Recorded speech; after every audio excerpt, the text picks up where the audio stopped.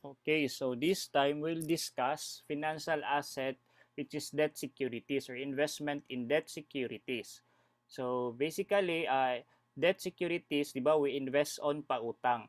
And ang return na to nga madawat nga nagpautang ta is through interest income, di ba? We receive interest income. Okay, so here we have important mga siguro abbreviations na kinahanglan nato sa i-discuss. So, when you say HTCS, that's hold to collect and sell. When you say HTC, hold to collect lang. And SPPI, that's solely payments or principal and interest. So, here we invest on debt. So, the return is interest income. So, under IFRS 9, so debt securities are classified into four. So, you have four classifications. So, you have financial asset, through fair value through profit or loss, uh, financial asset, fair value through other comprehensive income, and you have amortized cost and fair value option. Okay, so we have four classifications under debt securities. Compared to equity securities, we only have two or three, including the unquoted instruments. Okay, so how are we going to classify the debt securities? So we need to consider the business model of the entity and the cash flow characteristics of the entity. So business model and cash flow characteristics, so we need to identify first what is the business model used and what is the cash flow characteristics of the securities of the company. Okay, so under financial asset through fair value through profit or loss, if the business model is not defined or by default, okay, at the same time, if the cash flow characteristic is not defined by default, therefore the classification of the investment is FVPL. But if the business model of the debt securities or the business model of the debt securities is naka HTCS, which is hold to collect and sell, and take note, and the cash flow characteristics is SPPI or solely payments for principal and interest, dapat both siya present. Therefore, the classification of the debt securities is classified as financial asset under FVOCI. Therefore, the business model is hold to collect and sell, and the cash flow characteristic is solely payments for principal and interest. Dapat present ning duha in order to classify the debt securities under FVOCI. How about amortized cost? When are we going to classify debt securities under amortized cost? So if the business model is only hold to collect lang, walay sell, hold to collect lang, so you only collect the principal and the interest payments, and the cash flow characteristics is solely payments or principal and interest. So therefore, if the business model is hold to collect lang, and hold to collect lang the solely payments or principal and interest, therefore the debt securities is classified as amortized cost. While here under FVOCI, diba, you have the intention to sell, not just to collect, but you have the intention to sell the debt securities. So therefore, you have hold to collect and sell in SPPI, automatic the classification of the debt securities is under OCI, FVOCI. Okay, last is the fair value option. So under fair value option, it's an irrevocable election. So you elected to use the fair value option in accounting your investment in debt securities. Okay, so sir, what if the business model is hold to collect, sir, but the cash flow characteristic is not defined? So what is the classification of the debt securities? So by default, the classification is profit or loss. So take note that the business, in order to classified as OCI and amortized cost, dapat present ning duha. Dapat hold to collect and sell, and solely payments or principal and interest. Same with amortized cost, dapat hold to collect and solely payments for principal and interest. So if na missing, di ba, isa lang ang present, not defined ang isa, automatic the classification is profit or loss. So you need to be very careful in classification of the debt securities because it will affect your recording, 'di ba? It will affect your transactions, recording of the transaction. So here, what is the initial measurement? So I just hide this one.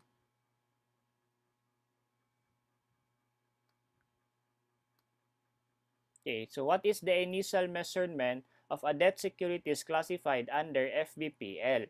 So The initial measurement is same at fair value lang. How about OCI? That's fair value plus transaction cost. How about amortized cost? That's fair value plus transaction cost. And under fair value option, the initial measurement is only at fair value. So this is at the time of pautang, di ba? That is the initial measurement. So how are you going to account, 'di ba? This is the journal entry, 'di ba? Upon initial measurement, so upon pagpautang. So you have debit, that's trading securities, financial asset FVPL. Then if there is transaction cost, again transaction cost under FVPL is expense outright, so you debit transaction cost, then you credit cash. Because 'di ba nagpautang ta. Then under FVOCI, that's debit investment account financial asset FVOCI, 'di ba? So the transaction cost is capitalizable here, 'di ba? So it is not expense outright but it's part of the cost of the investment. That's why the transaction cost is already included, is accounted under the investment account of FVOCI, then you credit cash. Same with amortized cost because the initial measurement is fair value plus transaction cost. Therefore, the transaction cost is capitalizable as part of the investment. So the account used here is investment in bonds account. Okay, investment in bonds account. Okay, so you also credit cash. So again, the transaction cost is also is included in the investment in bonds account. Under fair value option, so you debit the trading securities or FVPL. Then same, the transaction cost is expense outright. If there is any transaction cost, then you credit cash. That is the initial measurement. Okay, take note of the initial. This is very important. How about the subsequent measurement? So subsequent measurement is under FVPL, subsequently measure the debt securities at fair value. Under FVOCI at fair value, under amortized cost is at amortized cost. Okay, so subsequent measurement is at amortized cost, and under fair value option at fair value. Okay, so that is the subsequent measurement. So the presentation of these investments in the statement of financial position, how do we present or how do we classify? So FBPL is classified under current asset, while FVOCI is classified under non-current asset, amortized cost is classified as non-current asset, and fair value option is classified as current asset. So again, we have initial and subsequent measurement, diba? So it is possible that there are changes, diba? There is increase or decrease of the values between the initial measurement and the subsequent measurement. So still, we need to recognize the changes. That's why we also recognize here unrealized gain and unrealized loss. Diba? So unrealized gain if the subsequent measurement is greater than your initial measurement, and there is unrealized loss if the subsequent measurement is lesser than your initial measurement. So how do we account, or how do we present the unrealized gain under each classification? So under FBPL, the unrealized gain is presented in your profit or loss. Okay.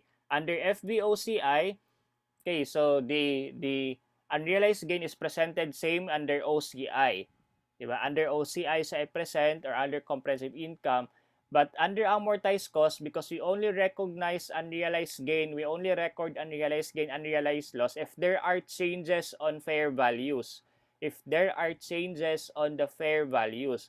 But under amortized cost, since the subsequent measurement is at amortized cost, not at fair value, there is no unrealized loss or unrealized gain under amortized cost. So we don't recognize unrealized gain, unrealized loss.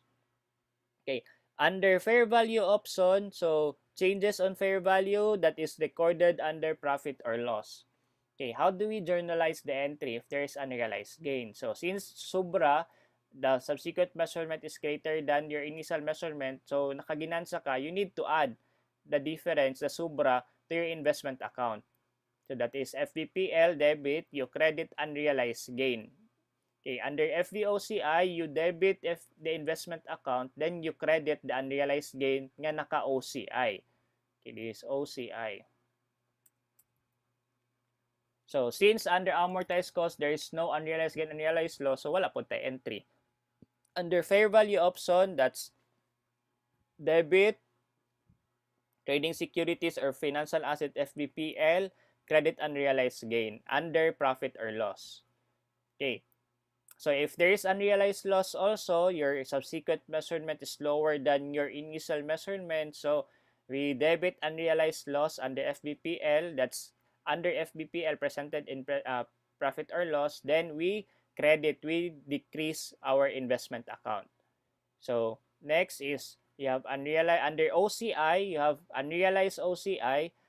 Then you credit FVOCI, the investment account. Under amortized cost, not applicable because again, under amortized cost, there is no unrealized gain or unrealized loss because the subsequent measurement is at amortized cost, not at fair value.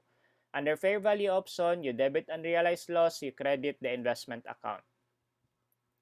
Okay. So when securities is derecognized, sold, realized, cumulative unrealized gain or loss, OCI is recycled to. Again, recycle of the cumulative unrealized gain or loss is only applicable for FVOCI, diba? Classification, whether it's equity security or debt securities, so naagihapon ni siyang recycle. But the question now is, kakinsa i-recycle? Kagaina sa equity securities, the cumulative unrealized gain and unrealized loss is recycled to once ma-realize siya, once ma-recognize, once mabaligya siya, is recycled to your retained earnings account. But this time, under debt securities, classified under FVOCI, the cumulative unrealized gain and unrealized loss is recycled to kang kinsa, not to your retained earnings but to your profit or loss account. So mabalhin siya kang profit or loss account. Matanggal sa OCI, ibalhin nimo kang profit or loss account. Pag debt securities under FVOCI.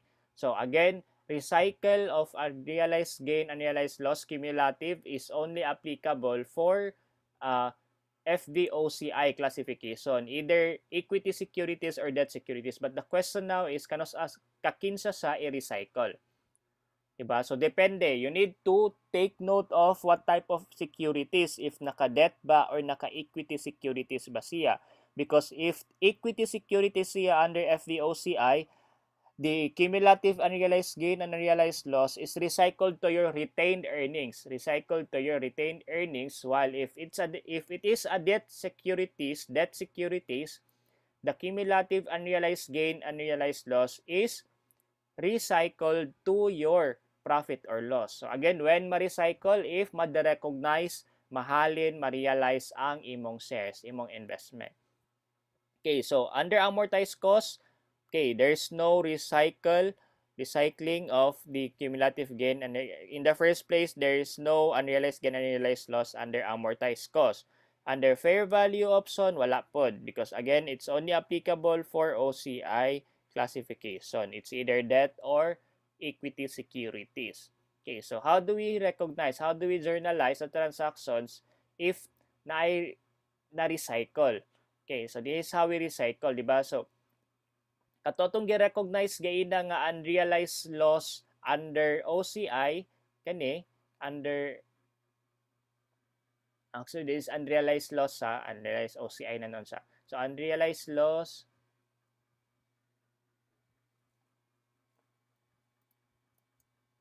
so this is OCI. So ato sang i-recycle once mahalin siya, the cumulative tanan nimo na recognize ka unrealized loss is atong i-recycle, atong ibalhin kang profit or loss. So tanawang entry, gitanggal nato with credit unrealized loss, nag-debit tagaina, gi-credit na to. So zero na iyang balance kang OCI, but atong gi-debit gibalhin kang loss account. So its loss account is under profit or loss na. Okay, pwede na po sa gamitin nyo realized loss, pwede na po sa realized loss account, you can use the realized loss account. And here po, you have gain. If there is unrealized gain, the cumulative unrealized gain once the recognized is recycled to profit or loss siya. So if you have noticed, gain na nag-credit tag unrealized gain because sobra, then we debit the unrealized gain under OCI para ma-zero out yung balance atong gibalhin kang gain account. That's realized gain. Pwede realized gain account under profit or loss. Okay, so that is how we account once there is the recognition of the investment. If you sell the investment, so you need to compute pila ang cumulative unrealized gain, unrealized loss then if debt security, we recycle it to the profit or loss. But if it is an equity securities, the recycling is close to your retained earnings account. What if we sell the investments, then we have a gain? Naka-gain ta, mas dako atong amount nga atong nadawat compared sa book value or carrying amount of the investment. So when you say carrying amount, book value of the investment, that refers to your subsequent measurement or ang pinaka-latest nga measurement. Ha? So that is your subsequent measurement. So at also, kung may yung tag at cost, the cost refers to the initial measurement. So cost that refers to the initial measurement. But when you say carrying amount, okay, that is the subsequent measurement, the latest subsequent measurement. Kaya pwede man every year mag-change ang fair value. So every year pag ka mag-recognize og unrealized gain or loss. Okay, so what if there's a gain on sale? You sell the shares, di ba? Or no, you sell the debt securities because debt securities na dire. So when are we going to present the gain on sale of securities, debt securities? So if there's gain, it is presented in profit or loss under FBPL, but under OCI, the gain on sale of debt securities is accounted under retained earnings. Actually, it's the same under equity securities, diba? So under amortized cost classification, the gain on sale is recorded in your profit or loss, accounted under profit or loss, and under fair value option, the gain on sale is accounted under profit or loss. Okay, so this is the entry. Under FBPL, you debit cash because you receive, you sell the investment, then you credit the investment imong gibaligya, then that's gain on sale. This is presented under other income under your income statement or profit or loss. So under FVOCI, when you sell the debt securities on gain, di ba? So sobra ang imong na-receive compared sa carrying amount of your investment in debt securities. So the gain on sale is accounted under retained earnings. So bantayin niyo retained earnings gi-account diretso ang sale. While under amortized cost, the sale of the bonds or the investment account is accounted here if nagka-gain ka. So, di ba, presented in profit or loss. So, you debit cash, you credit the investment in bonds account, then you credit the gain on sale account, which is to be presented in your profit or loss. Then, under fair value option, actually, it's the same under FBPL. So, you debit cash, you credit the investment account, then you recognize gain on sale, which will be presented in your profit or loss. So if there is loss also on sale, mas gamay mong na-receive compared to the carrying amount or book value of your investment. So the entry is you recognize loss under FBPL that is presented in your profit or loss. But under OCI, the loss on sale, the actual loss on sale is accounted under your retained earnings. Diba? So you debited the loss to your retained earnings under FVOCI. Under amortized cost, so it is accounted or presented under your profit or loss. So you just use loss on sale account, then part of your profit or loss or other income or other losses or other expenses, account in their income statement. Under fair value option, it's the same under fair value to profit or loss. If there's actual loss on sale, so you just debit the loss on sale, which is part of your profit or loss, and then you credit the investment account. Question, subject to amortization. Debt securities under FBPL, is it subject for amortization? The answer is no. No need to amortize. Okay, no need to amortize the debt securities under FBPL. How about debt securities classified under FVOCI? Is it subject to amortization? The answer is yes. So, subject sa to amortization. Okay, how about amortized cost? Absolutely, it's subject to amortization, di ba? So, kaya yung subsequent measurement is at amortized cost, therefore it is subject to amortization. And under fair value option, there is no amortization. It's not applicable under fair value option approach. So therefore, amortization is only subject to debt securities classified under FVOCI and amortized cost. Okay, so actually there are 3 types of amortization, but we will discuss that on the next chapters of our discussion. So I guess that's all for this, an overview of the debt securities transactions. So Actually, these are the entries nga inyo makita gyud when you answer problems regarding investment in equity securities and debt securities. So I hope you have learned something for this discussion. So thank you for listening.